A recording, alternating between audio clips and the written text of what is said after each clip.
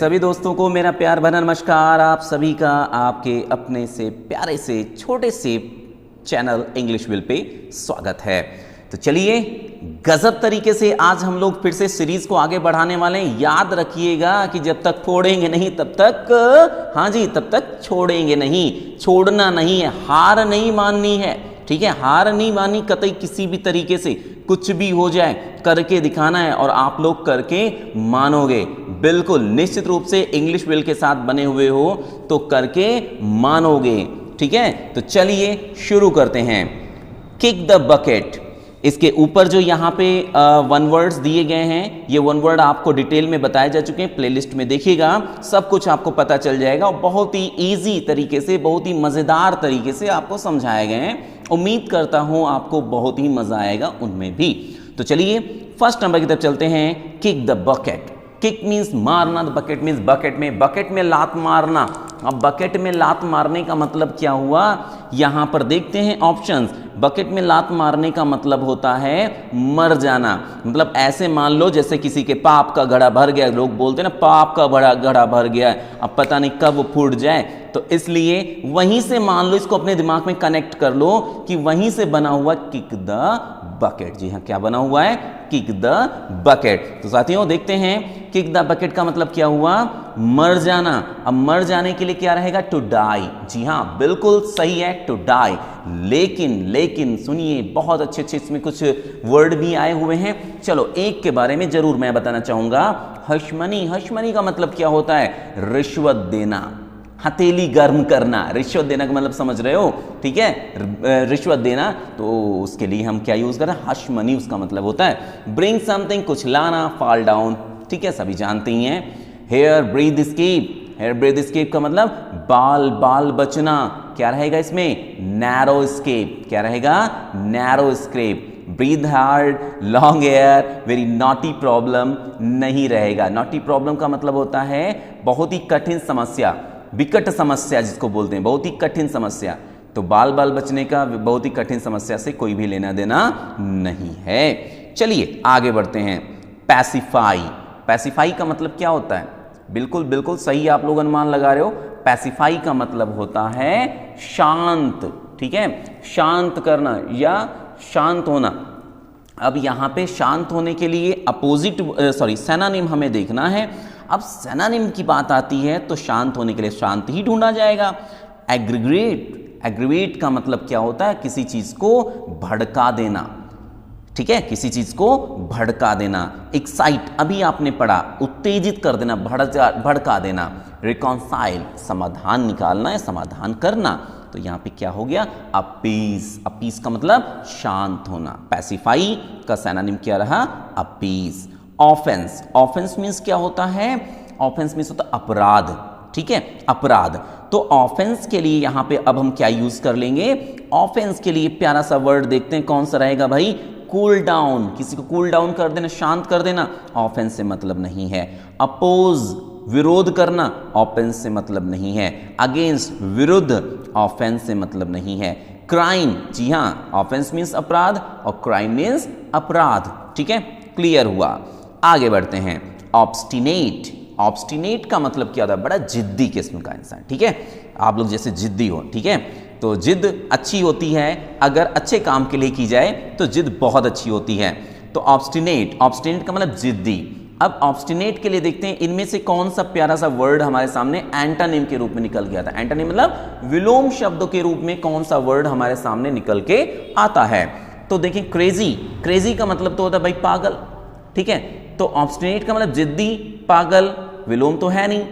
Obstinate का मतलब जिद्दी, कनिंग का मतलब चतुर, ठीक है, कोई मतलब नहीं है। ऑब्स्टिनेट का मतलब जिद्दी, हठी।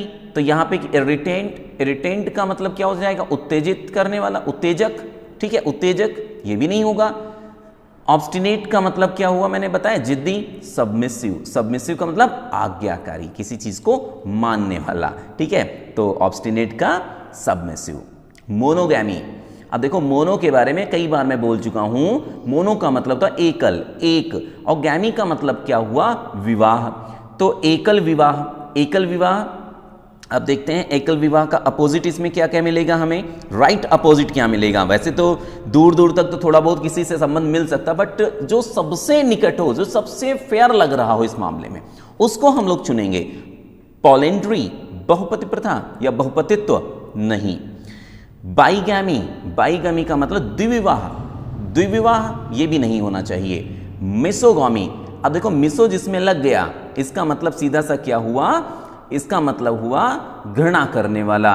और गैमी का मतलब विवाह से, मीन्स विवाह द्वेष या विवाह से द्वेष करने वाला, उसको मिसोगैमी कहेंगे।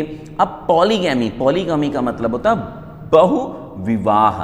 क्या होता है, बहुविवाह। तो एकल का एक का अनेक होता है ना, तो इसलिए यहां पे क्या सही रहेगा, सबसे बेहतर रहेगा पॉलीगैमी। पॉलीगैमी का क्या हो जाएगा, एकल बहुविवाह, एकल विवाह का बहुविवाह हो जाएगा। क्लियर हुआ। चलिए नेक्स्ट सेट की तरफ चलते हैं। ओके, नेक्स्ट नंबर हमारे सामने निकल के आ रहा है व्हील एंड वोय। व्हील एंड वोय, व्हील एंड वोय का मतलब क्या होता है, व्हील एंड वो का मतलब होता है सुख दुख। ठीक है, सुख दुख। अब सुख दुख के लिए यहां पे हम क्या लिखेंगे, जॉय एंड सोरो। ठीक है, जॉय एंड सोरो। क्लियर।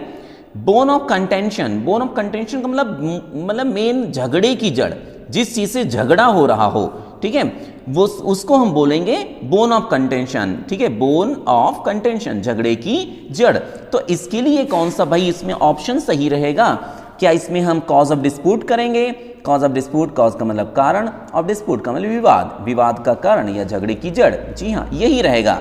मैटर ऑफ कंसर्न नहीं रहेगा, मिजरेबल लाइफ नहीं रहेगा, किंग ऑफ बोन डिसीज, ये तो बिल्कुल, ये तो इसमें तो कोई लॉजिक बनता ही नहीं। अबैंडन, ये थोड़ा साइड में हो गया है। अबैंडन, अबैंडन का मतलब क्या होता है, त्याग देना या छोड़ देना, किसी चीज को त्याग देना या छोड़ देना, अबैंडन। अबैंडन का हमें सिनोनिम लिखना है। एडॉप्ट, ग्रहण करना, विरोधी हो गया। एडमिट, स्वीकार करना, विरोधी हो गया, मतलब एंटोनिम हो गया। रिसीव, प्राप्त करना, ठीक है, अलग हो गया। फिर ये क्या हो गया एक में, give up. Give up means क्या होता है, त्याग देना या छोड़ देना। पैराडाइज, पैराडाइज मीन्स क्या होता है, स्वर्ग। अब स्वर्ग के लिए देखते हैं, फॉल, गिरना, मृत, हेल, हेवन। तो यहाँ पे क्या मिला हमें, हेवन मिला। हेवन का मतलब क्या होता है, स्वर्ग होता है। जी हाँ, हेवन का मतलब क्या होता है, स्वर्ग होता है।